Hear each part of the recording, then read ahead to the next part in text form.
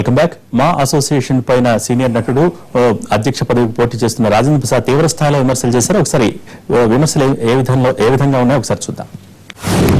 నాకు ఇంకా ఆశ్చర్యాన్ని గురి చేసిన విషయం ఏంటంటే ఇక్కడ ఒక ఎలక్షన్ కమిషన్ అని ఒకటి ఉంటాం. ఆ ఎలక్షన్ కమిషన్ ఎవరో కాదు, ఇంతకుముందు మనకి ఇప్పుడు ఇంతకుముందు మాట్లాడుకున్న ఆయన బాస్ గారి లాయర్, సొంత లాయర్ అట. అట్లాగే అసిస్టెంట్ ఎలక్షన్ కమిషనర్ అతను మాలో ఒక నటుడే.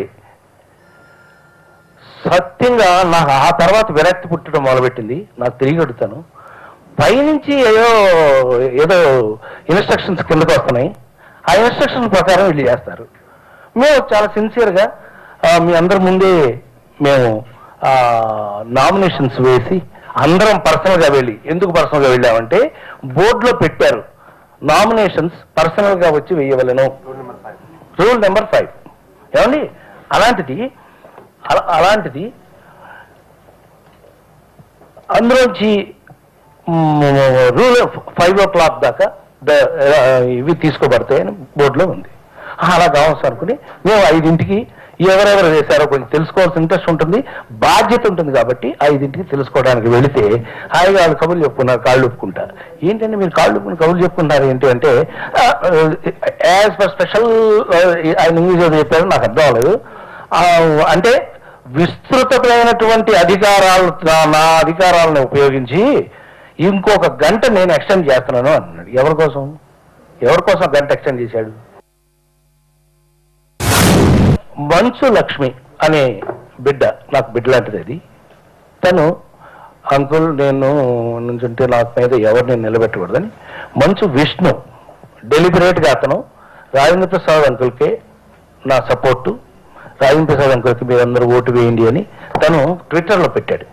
కరెక్ట్గా అయితే ప్లీజ్ అమ్మా ఏంటి రిక్వెస్ట్ అంటే, అంకుల్ చిన్న రిక్వెస్ట్ ఏంటి, అక్క మీద ఎవరిని నిలబెట్టద్దని మదర్ ప్రామిస్గా ఎవరిని ఆ పిల్ల మీద నిలబెట్టకూడదు అని చెప్పి మేము, అంటే మాకు ఒక పోస్ట్ గురించి చెప్పారు, అది ఒకటే పోస్ట్ ఉంటుంది.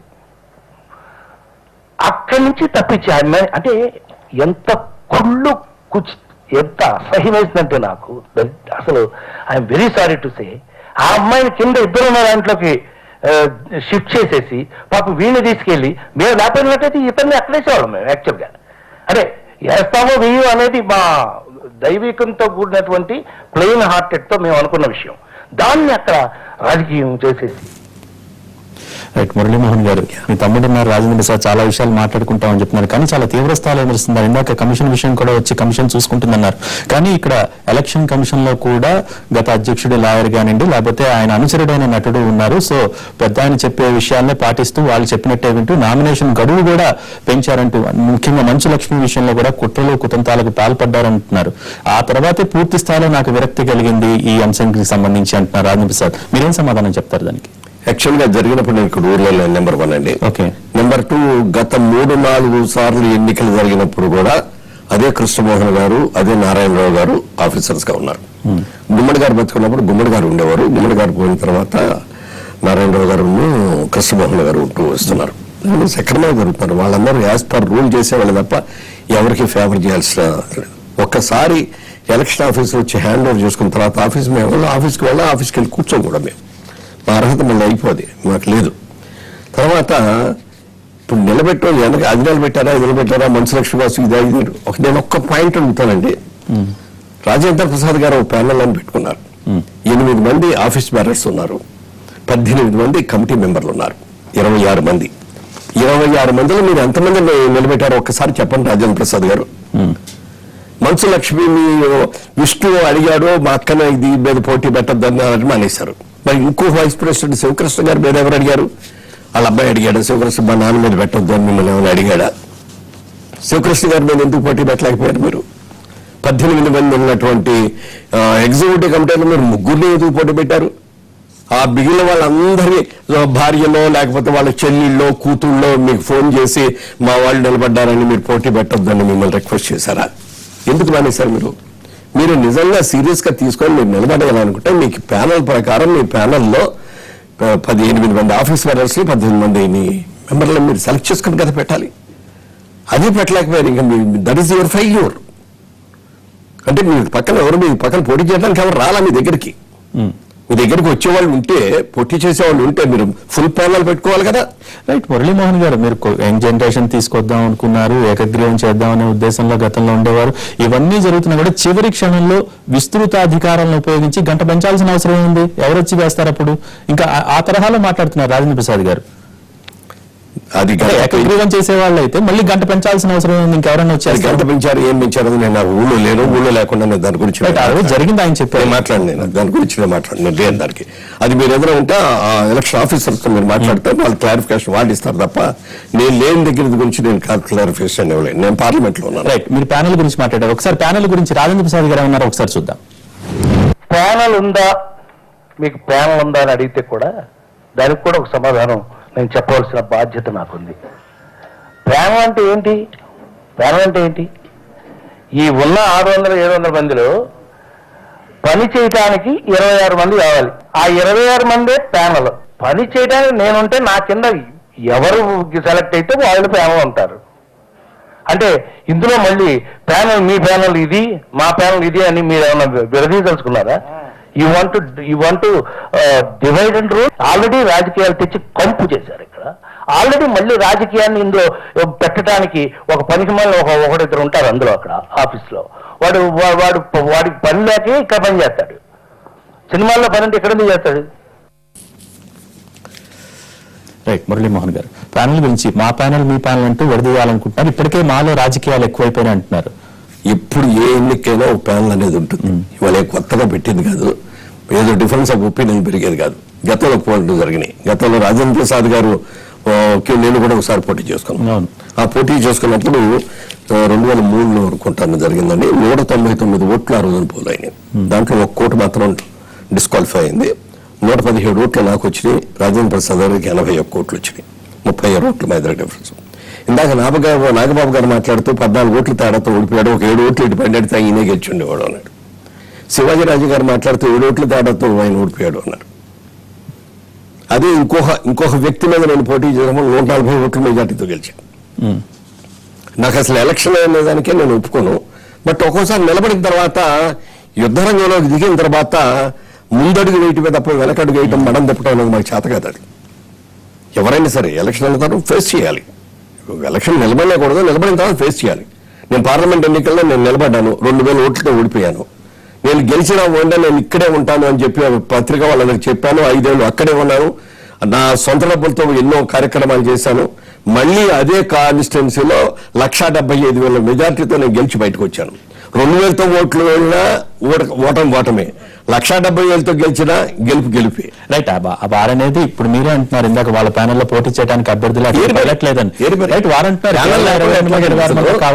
లేకపోతే ఇప్పుడు ప్రెసిడెంట్ అక్కడ జయసుధా, ఇక్కడ రాజేంద్ర ప్రసాద్, అక్కడ ఎగ్జిక్యూటివ్ పలానా, ఇక్కడ పలానా, ఇక్కడ పలానా, ఇక్కడ పలానా. లేకపోతే ఓటు ఎవరికైనా వేస్తారు? గెలిచిన వాళ్ళందరూ నా పార్టీ అనుకుంటే అది ఎలా కుదురుద్ది? రైట్. వారు అదే అంటున్నారు. అది తప్పది. రైట్. వాళ్ళు ఆయన అభిప్రాయం. ఇంకో విషయం కూడా కోట్ చేశారు. మొత్తానికి ఇక్కడ అసోసియేషన్ లో 2 దుర్మార్గులైన వ్యక్తులు ఉన్నారు, వాళ్ళు పని చేయనివ్వరు, సినిమాలు లేకపోతే ఇక్కడ రాజకీయాలు చేయడం వాళ్ళ పని అని. అది మురళీమోహన్ గారికి తెలుసని కూడా కోట్ చేశారు. ఏమండి, కష్టపడి పనిచేసే వాళ్ళ మీద ఎప్పుడు విమర్శలు ఉంటాయి. ఏం ఏ రోజునైనా వచ్చి ఆఫీస్లో కూర్చొని ఏమైనా పని చేసావా? ఏ రోజునైనా వచ్చి ఒక 5 రూపాయలు తీసి ఆఫీస్లో ఇదిగో దీనికి ఖర్చు పెట్టడానికి ఇచ్చావా? నువ్వు ఏం అర్హత ఉందో నీకు మాట్లాడటానికి? ఇవాళ పగలనక రాత్రనక కష్టపడ్డది వాళ్ళిద్దరూ లేకపోతే అసోసియేషన్ నడవదు. నాకున్న బిజీ దానికి నేను ఎటో తిరుగుతున్నా, ఎక్కడ చూసినా ఫోన్లో మాట్లాడి నేను చేసేవాడిని. తర్వాత ఇంకో వాళ్ళు ఎవరో నాకు మాట్లాడుతూ ఇంకో మాట అన్నారు, నాకు చాలా హర్ట్ అయ్యాను దానికి. ఢిల్లీలోనూ ఆయనే కావాలి, మాలోనూ ఆయనే కావాలి, పక్కన ఉన్న దేవాలయంలో ఆయనే కావాలి, సులభ కాంప్లెక్స్కి ఆయనే కావాలి. ఏంటిది?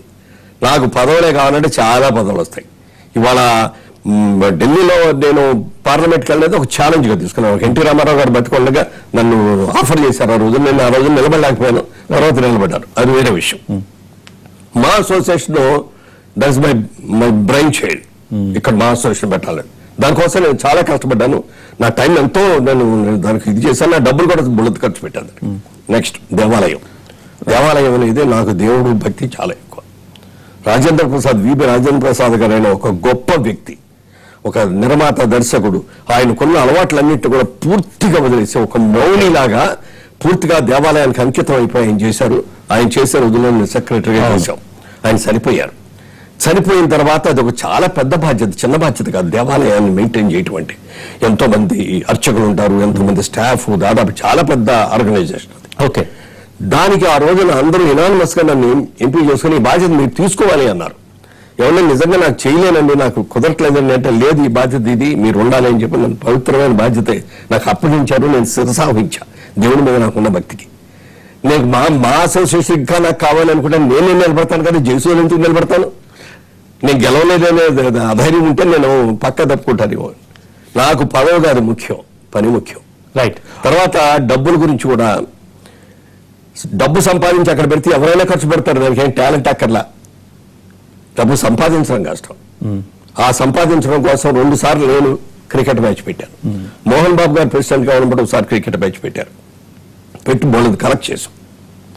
సరే, ఇందాక మరొక వ్యక్తి ప్రెసిడెంట్ గా ఉన్నప్పుడు దాదాపుగా 50 లక్షలు పెట్టి ఒక పనికిరాని ఒక అపార్ట్మెంట్ 3వ అంతస్తులో, లిఫ్ట్ కూడా లేని ఒక అంతస్తులో 4 కార్లు కూడా పార్క్ చేయడానికి అవకాశం లేని ప్రదేశంలో, పక్కన ఒక 20 అడుగుల మురిక్కాలో ప్రవహిస్తున్న ప్రదేశంలో 50 లక్షలు పెట్టి కొన్నారు. వద్దు అని చెప్పి కొన్నారు.